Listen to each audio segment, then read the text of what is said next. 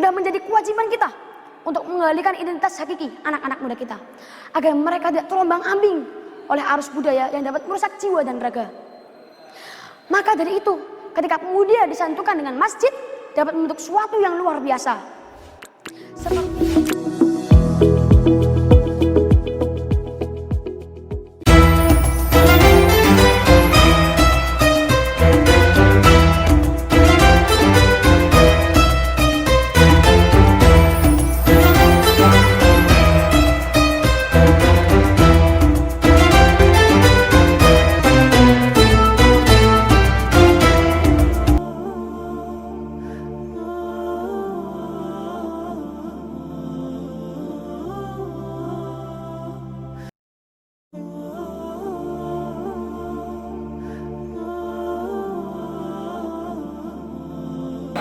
Bismillahirrahmanirrahim. Assalamualaikum warahmatullahi wabarakatuh. Alhamdulillah rabbil alamin. Wassalatu wassalamu ala asyrafil anbiya wal mursalin wa ala alihi wa sahbihi ajmain, amma ba'd. Alhamdulillah, puji dan syukur kita panjatkan kehadirat Allah Subhanahu wa taala yang telah memberikan begitu banyak nikmatnya kepada kita, sehingga kita masih bisa diberi nafas hingga detik ini tanpa kekurangan suatu apapun. Salawat dan salam tak lupa kita sanjungkan kepada junjungan kita, suri tauladan kita, Nabi Agung Muhammad sallallahu alaihi wasallam, beserta para keluarganya, para sahabatnya, dan seluruh pengikutnya hingga akhir zaman. Allahumma amin ya rabbal alamin. Pemirsa yang dirahmati Allah, perkenalkan pada kesempatan kali ini, saya Abdullah Yafi ingin menyampaikan sedikit tausiah yang akan menyinggung para remaja masa kini. Ya, bukan berarti para selain orang remaja tidak boleh mendengarkan, tetap boleh. Orang tua perlu mendengarkan agar mereka bisa mendidik anak-anak mereka ketika memasuki masa remaja.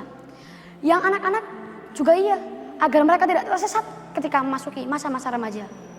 Oleh karena itu, mari bersama-sama kita simak agar kita bisa mendapat manfaat yang begitu melimpah dari tausiah singkat ini. Tema yang akan saya usung kali ini adalah pemuda masjid untuk masa depan Islam. Ya, pemuda dengan masjid merupakan dua kata yang sangat-sangat jauh. Masjid merupakan tempat ibadah bagi umat muslim, juga tempat untuk menimba ilmu, pengajian, ngaji, dan sebagainya. Sementara pemuda identik dengan hawa nafsu yang bergelora, dengan berbagai macam godaan yang ada. Pengen makan, lapar, duh kok sepi banget ya nggak ada cewek, duh kok pengen main game ya. Nah, ada godaan, wah bakulnya lewat tiba-tiba bakso, mie ayam.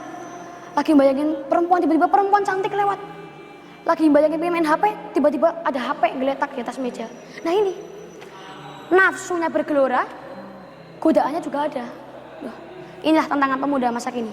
Salah satu masalah krusial pemuda saat ini adalah problem identitas dan jati diri. Di mana di saat teknologi informasi melampaui batas ruang, tidak sedikit pemuda yang terombang-ambing oleh masalah duniawi. Gadget, sebuah benda yang sangat terkenal pada masa saat ini. Zaman dulu, jangankan gadget, jangankan HP, laptop, lampu aja masih pakai lampu teplok. Sekarang anak umur 1 tahun, 2 tahun udah bisa megang HP, udah bisa megang laptop, udah bisa nikmatin video-video dari YouTube, video-video dari berbagai, wah, Masya Allah, banyak sekali, game, media sosial, Masya Allah. Maka dari itu, sebagai pemuda muslim, sudah menjadi kewajiban kita untuk mengendalikan identitas hakiki anak-anak muda kita, agar mereka tidak terombang-ambing oleh arus budaya yang dapat merusak jiwa dan raga. Maka dari itu, ketika pemuda disatukan dengan masjid, dapat membentuk suatu yang luar biasa. Seperti yang difirmankan oleh Allah Subhanahu wa taala dalam Quran surat Al-Baqarah ayat 249 yang berbunyi, A'udzu billahi minasyaitonir rajim. Bismillahirrahmanirrahim. Kam min fi'atin qalilatin walabat fi'atan katsiratan biidznillah. Al-ayah, yang artinya kam min fi'atin qalilah, beberapa kelompok yang sedikit yang diremehkan, golabat fi'atan katsiratan biidznillah, dapat mengalahkan kelompok yang besar atas izin Allah Subhanahu wa taala.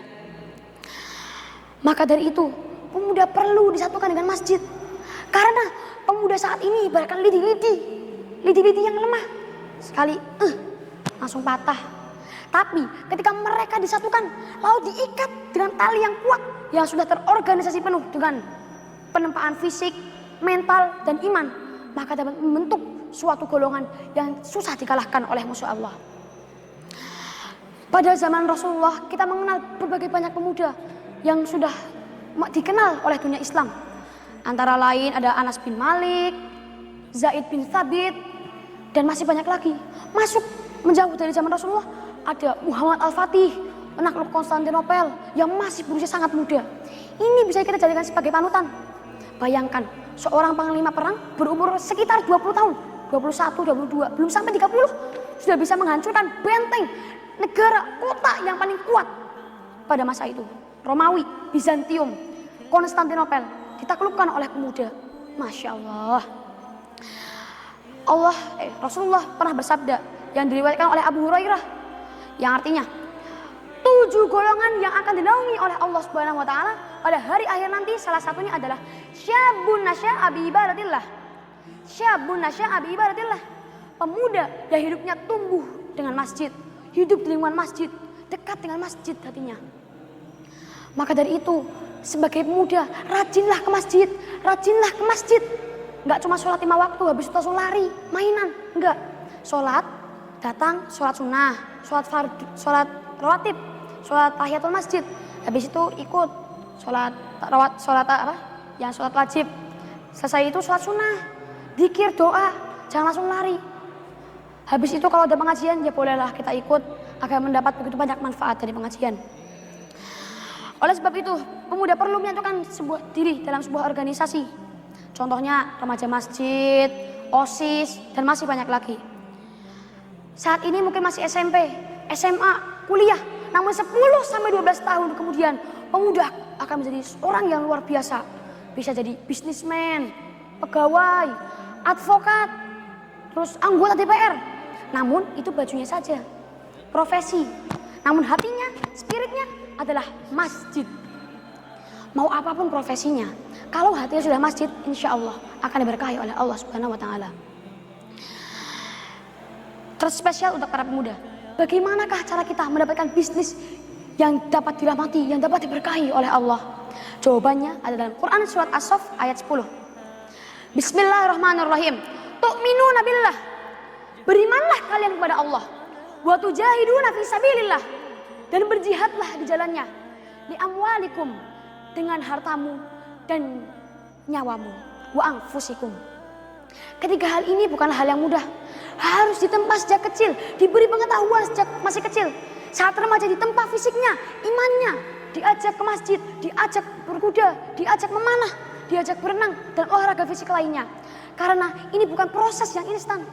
Bikin kopi, kasih air panas, diaduk, udah jadi, bisa langsung diminum. Tapi ini enggak, ini lama, enggak bisa jadi besok langsung. Kita akan melihat hasilnya 1, 2, bahkan berpuluh-puluh tahun kemudian. Minimal 10 tahun, 12 tahun.